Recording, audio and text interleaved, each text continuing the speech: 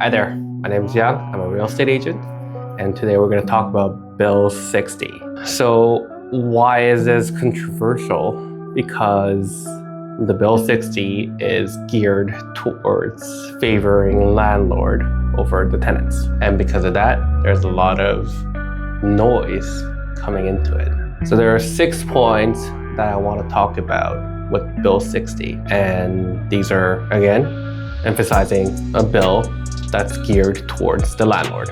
First thing first, a very important one. The rent arrears notice cut is from 14 days to 7 days. Before, when the tenant didn't pay for your rent, you had to wait 1 day to serve N4. And after N4, you need to wait 14 days in order to serve L1. And with the L1 that's been reduced from 14 days to 7 days, you have 7 days to act faster for landlord. So the example for this would be, let's say that a tenant didn't pay their rent for 1 day. So then the landlord can immediately serve N4, which is notice to end tenancy early for non-payment rent. After that, after 7th day, now you can serve L1 if the rent is not paid in full. So if the tenant does not pay the full amount within 7 days, the landlord can file an L1 applicant to evict non-payment of rent with the landlord tenant board. So this is a huge win for landlord, obviously, because they have reduced it from 14 days to 7 days. The second one, the tenants must pay 50% of claimed arrears before raising repair, harassment, and issues. The current rule is tenants can raise issues like safety concerns,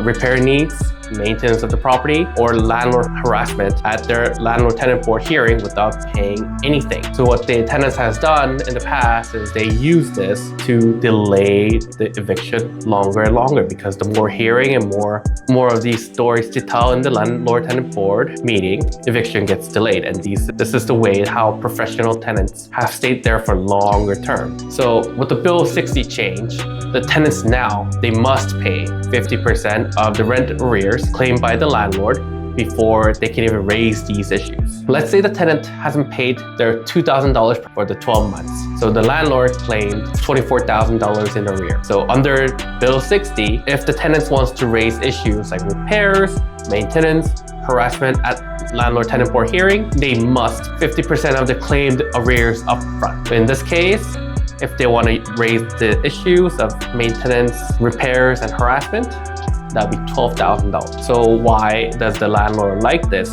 Because it ensures the tenants pay upfront before raising any concerns at the landlord-tenant board hearing. It prevents tenants from using repair and maintenance issues to delay the eviction. And this will significantly reduce frivolous or last-minute defenses, along with eliminating the most common tactic that tenants use at landlord-tenant board hearings. So again, this is a huge win for the landlords. Third is removal of compensation for landlord-owned use evictions. This is used for N12. The current rule is that in Ontario, if the landlord wants to evict a tenant for landlord use, for example, for themselves or family member or their caregiver, they must provide 60-day notice with 1 month compensation for the tenant. Now, with the Bill 60 change, if the landlord provides 4 months notice, they no longer have to pay 1 month rent compensation or offer another unit. So this is huge because it saves thousands of dollars for the landlord and makes N12 evictions more affordable.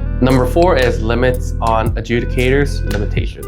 So current rule is that landlord-tenant board adjudicators can postpone eviction enforcement at their own discretion. Before, they considered the fairness of the eviction, tenant circumstances, and possible alternatives. And this allowed extensions, adjournments, or delays on tenants' need. However, with the Bill 60 changes, adjudicator discretion will be significantly reduced. And because it's now reduced, its postponements or delays will only be allowed under close list of specific conditions rather than case-by-case evaluation fairness. Again, this is also huge because now there is no random delays for the landlord-tenant board eviction. They have to follow the strict rules and guidelines in order to postpone. And also, in addition, it provides more predictable outcomes to allow the landlord or the property management companies to have more organized plannings and managing properties. The fifth, the short time for tenants appeal or request a a review. Current rule is that tenants have 30 days to request a review or appeal a landlord-tenant board decision or final order. But with the Bill 60 changes, time frame for tenants to appeal or request a review is reduced to 15 days, half the previous time.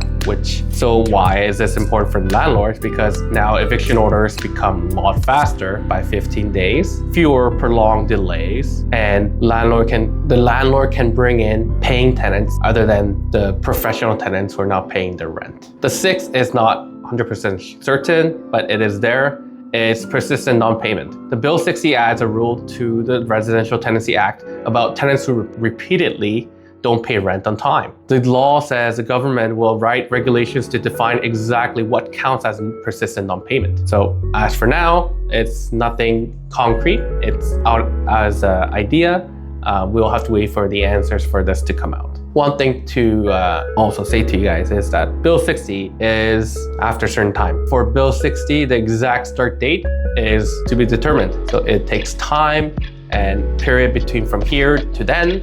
There may be more changes with Bill 60, but as for now, this is what they have introduced. This is what they want to implement with the new Bill 60. I hope you guys found this helpful, and this is one step to the landlord-tenant board for fairness between the landlord and tenants. Tenants has lots of power when they live in the unit. Here's a fact. If the tenant pays their rent on time, then there's nothing you need to be worried about with Bill 60. If you don't pay rent on time, and if you're a professional tenant, yes, this would be worrisome for you. But if you're a tenant who pays on time and you're good with your rent payments and you have good relation with the landlord, there's no reason for the landlord to kick you out or act in bad faith. Anyways, I hope you found this helpful. If you liked this content, please like and subscribe to my YouTube channel and like and follow my Instagram. My name is Young. I'm a real estate agent in Toronto. If you have any questions, contact me directly and I'll be more than happy to help you or answer any of your questions. Anyways, have a good day, guys. Bye.